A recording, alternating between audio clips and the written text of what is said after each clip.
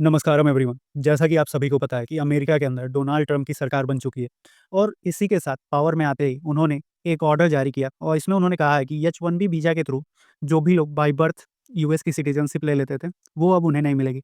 अगर इस बात को हम समझना चाहें कि ये बाय बर्थ सिटीज़नशिप कैंसल करने का, तो ये उनके देश में जो लोग हैं, उनके जो पहले से जहाँ पैदा हुए हैं, वो उन लोगों के लिए नहीं है। ये उन लोगों के लिए है, जो दूसरे देशों से वहाँ आते हैं वीज़ा लेके और वहाँ अगर उनका बच्चा होता है तो उसे बाय बर्थ सिटीज़नशिप दे दी जाती थी पहले, लेकिन अब से यह रूल हटा दिया गया है। तो इस वीडियो में हम समझेंगे कि H-1B वीज़ा क्या है और आखिर इसको क्यों हटाया गया और इसका इम्पैक्ट इंडिया के ऊपर क्या पड़ने वाला है। तो चलिए वीडियो को शुरू करते हैं और सबसे पहले जानते हैं कि H-1B वीज़ा क्या है। तो यह एक नॉन इमिग्रेंट वीज़ा है जो यूएस की कंपनीज़ स्किल्ड वर्कर को हायर करने के लिए यूज़ करती हैं। यह वीज़ा उन लोगों के लिए और है जो स्पेशल फील्ड में काम करते हैं जैसे आईटी, फाइनेंस, इंजीनियरिंग, मेडिसिन और दूसरे प्रोफेशनल सेक्टर्स। अगर इसकी एलिजिबिलिटी क्राइटेरिया की बात करें, तो इसका जो क्राइटेरिया है वो ये है कि यह वीज़ा उन कैंडिडेट्स के लिए है जो एटलीस्ट बैचलर डिग्री हो उनके पास। कई बार स्पेशलाइज़्ड ट्रेनिंग या वर्क एक्सपीरियंस भी माँगा जाता है। इसके अलावा आपकी जो स्पॉन्सरिंग कंपनी है, उसके पास आपके लिए वीज़ा एप्लीकेशन करना होता है।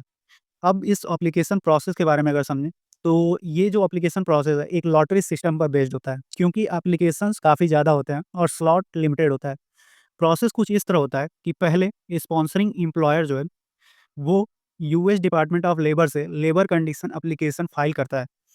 फिर उसके बाद यूएससीआईएस के साथ फॉर्म I-129 जो कि petition for non immigrant worker होता है, फाइल किया जाता है। फिर आता है लॉटरी सिस्टम का फेज़ जिसमें रैंडमली एप्लीकेशन सेलेक्ट की जाती है। उसके बाद अगर आपका एप्लीकेशन अप्रूव हो जाता है तो आपको यूएस एम्बेसी में जाके वीज़ा स्टैंपिंग करवानी होती है। अगर इसकी कॉस्ट और टाइमलाइन की बात करें तो H-1B वीज़ा का प्रोसेस टाइम कंज्यूमिंग और कॉस्टली हो सकता है। एप्लीकेशन फीस लगभग $1,500 से लेके $3,000 तक होता है और प्रोसेस में 6 से 8 महीने लग सकते हैं। इसके अगर बेनिफिट और लिमिटेशंस की बात करें, तो यह वीज़ा आपको 3 साल तक यूएसए में काम करने का परमिशन देता है, जो कि 6 साल तक एक्सटेंड हो सकता है। लेकिन एक लिमिटेशन है कि आप सिर्फ यूएस एम्प्लॉयर के लिए काम करते हैं, जिन्होंने आपका वीज़ा स्पॉन्सर किया है। इसके ऊपर अभी रिसेंटली जब बाइडेन की गवर्नमेंट थी, तो उन्होंने कुछ रूल्स स्ट्रिक्ट भी किए थे और अभी तो जैसा कि आप सभी को पता है कि ट्रम्प गवर्नमेंट ने जिसके कारण ये न्यूज़ में उन्होंने ही इस ये बाय बर्थ जो लोग यहाँ जाते थे 5-6 साल का जैसा आप लोगों ने देखा कि उनका वहाँ पे रहने तक का एक्सटेंड हो सकता है। उस दौरान अगर उनका बच्चा वहाँ हो जाता था, तो पहले रूल था कि कोई भी अगर जन्म लेता है यूएसए में तो उसे यूएस की सिटीज़नशिप मिल जाती थी, वो अब नहीं मिलने वाली है।